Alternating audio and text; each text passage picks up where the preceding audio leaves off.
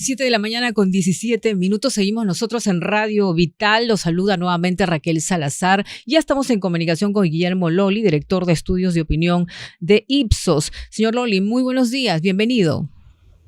Buenos días. Muchas gracias por la oportunidad. Sí, por favor. Muy interesante estos resultados, este estudio, porque se trata del primer simulacro, ¿no? Primer simulacro de votación de votación. Por favor, explíquenos cómo fue este procedimiento.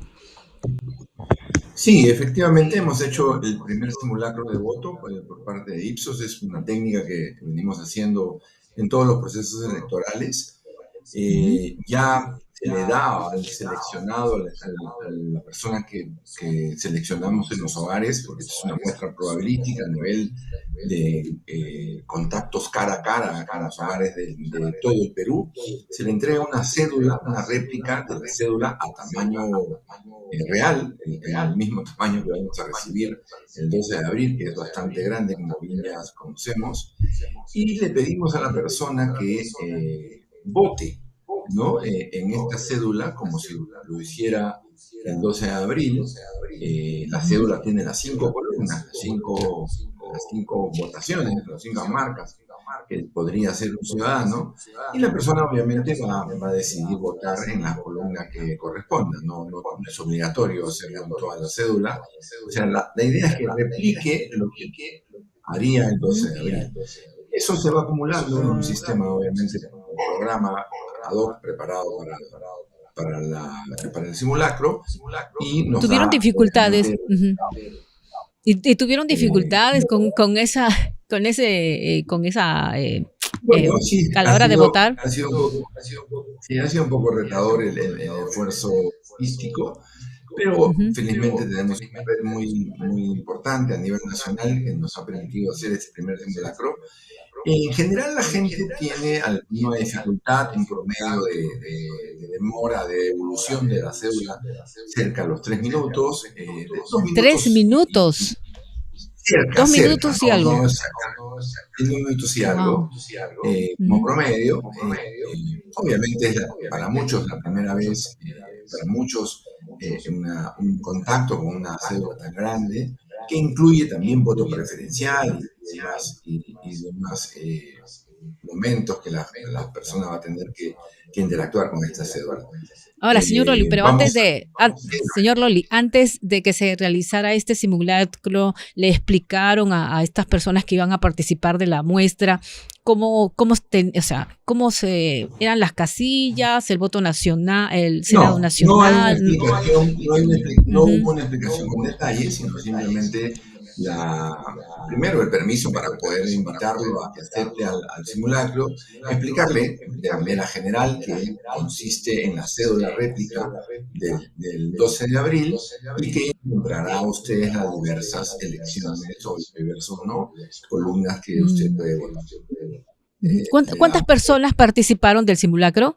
Cerca de 1.200, me parece, en la ficha técnica. 1.200. Pero por lo que 1.132 simulacros. Pero por lo que han podido ver, muchos votantes van a tener dificultades el día de la votación. Les va a ser complicado buscar a su candidato. Va a haber un sector seguro que va a tener dificultad. Hay sobre todo las candidaturas nuevas, las que tienen un logo poco conocido, ¿no? Recuerden que en la columna presidencial sí se encuentra el logo y la foto. En las otras elecciones, en el Senado, tanto nacional, regional, como en la Cámara de Diputados y Parlamento Andino, solo el símbolo. Es posible que haya este tipo de dificultades. Se queda 30 días como para capacitar y los partidos políticos discutir con mayor énfasis el logo, ¿no? Señor Lolli, y ahora sí, cuéntenos sobre los resultados que vemos que siguen encabezando Rafael López Aliaga y Keiko Fujimori. Sí, observamos el simulacro que tiene voto emitido, pero voto válido, que es lo que va a contar OMPE, es lo que va a comunicarnos el día de la elección, el voto válido. Vemos en general el mismo orden que se ha estado dando en la encuesta de intención de voto, en donde el encuestador le pregunta. En este simulacro, con la cédula, hay un orden bastante similar, donde López Aliaga tiene 11.2 de voto emitido. Cuando hablamos de voto válido, sube a 17.2, seguida por Keiko Fujimori con 9.2, 14.2 en voto válido. Carlos Álvarez, 5.8 en voto emitido, 8.9 en voto válido. César Acuña, 5.3 en voto emitido, eso se transforma a 8.1 en voto válido. Y viene después muy pegado, muy empatado, Wolfgang Grosso, antes Alfonso López Chao, con 4.1, 6.4 en voto válido, y ahí viene el señor Grosso con 3.3 en voto emitido, un poquito menos que en la encuesta, que tenía 4%, quizás por el símbolo, que es poco conocido, pero se pasa a voto válido en 5.1. Estos son los primeros lugares que hemos podido identificar en la cédula. Obviamente están todos los candidatos en el resto de la lista, ¿no? Pero de los que encabezan, por ejemplo, Rafael López Aliaga y Keiko, ¿se mantienen en esas posiciones? O sea, se mantienen. Para nosotros, ellos dos, hace varias mediciones, están en los primeros lugares. Un poco mejor el señor López Aliaga, cerca del señor Fujimori. Se podría decir que esa tendencia se mantiene. Y en los que suben son Alfonso López Chao y el señor Grosso. Sí, el señor Chao está en una tendencia importante, en un número dentro, obviamente, de esta dispersión que se tiene, ¿no? Todos los candidatos en general tienen votación de un solo dígito, pero el señor López Chao ha mantenido un porcentaje que lo posiciona en los primeros lugares. Y efectivamente el candidato Wolfgang Grosso, ese que ha aparecido en las últimas semanas, ha saltado de estar en la lista grande de otros, menos de 1%, a 4% en la encuesta y a 3.1 en el simulacro.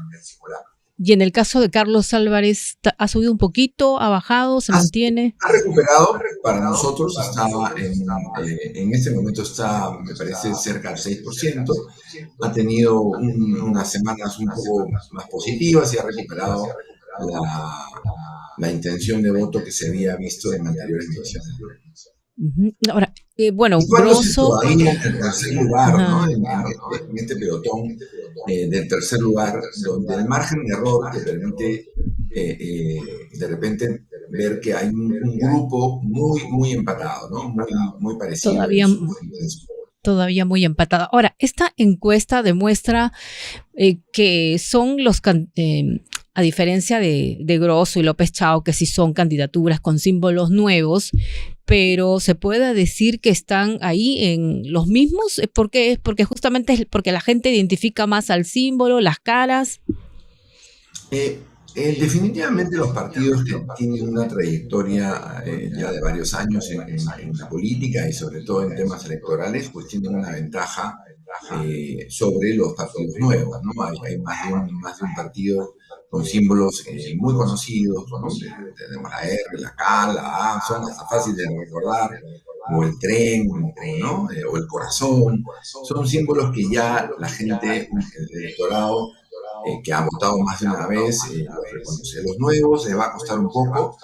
Para algunos les va a ayudar la foto, que no necesariamente se ve con mucha nitidez, no es muy grande la foto del candidato presidencial en la cédula, pero algunos quizás pueda darte soporte con ese tipo de símbolos, ¿no? Está el nombre del partido también, no el nombre del candidato. Eso para un sector puede también causar confusión, porque a la hora que tú le preguntas, dice, yo voy a votar por tal persona, pero ese nombre no lo va a encontrar en la cédula. Ese es un elemento que también va a comenzar a tomarse en cuenta en las próximas mediciones, ¿no? En el caso, también estoy viendo acá que los votos blancos y viciados han bajado, ¿se podría decir? Si lo vemos a nivel de encuesta, un tanto. A nivel simulacro sigue alrededor del 30%. Todavía sigue siendo 30%. alto en ambas técnicas. Y bueno, esperamos que en las próximas semanas esto se vaya cortando, ¿no? Y vaya yendo a un porcentaje más histórico, ¿no? En el caso de López Aliaga, por ejemplo, en lo que se refiere a género, ¿quiénes más votan tienen simpatía por él? ¿Candidatos varones, femeninos, o eso no se ha podido determinar? Sí, en la encuesta puede darse ese análisis. El simulacro no te da ese análisis, se da más en temas regionales. Por ejemplo, López Aliaga está muy fuerte en Lima y no tanto en el interior. Con relación al grupo etario o de género, el señor López Aliaga tiene un poco más de intención de voto entre hombres que entre mujeres, ¿no? Por lo que puedo recordar de la encuesta. Y así puedes ver de repente Keiko Fujimori está más pareja, un poquito mejor en el norte. Cuando analizas el voto del César Acuña, al revés, fuerte en el norte, no tanto en Lima. Esos serían como los principales puntos de análisis cuando ves la intención de voto a través de la pregunta que le realiza el encuestador al entrevistado, ¿no? Bueno, ahora la sorpresa fue el candidato Grosso, pero ahora en las redes sociales le han descubierto unas declaraciones, unas incongruencias. No sabemos si vaya a bajar en los próximos días, no lo sabemos qué impacto vayan a tener estas revelaciones, sobre todo sobre lo que dijo de Samir Villaverde, que no lo conocía prácticamente y luego se descubrió por el mismo Samir Villaverde que sí había una relación. Bien, muchísimas gracias a Guillermo Loli, habrá oportunidad de seguir conversando. Muchas gracias. Son las 7:29. Tenemos que hacer una breve pausa, ya volvemos.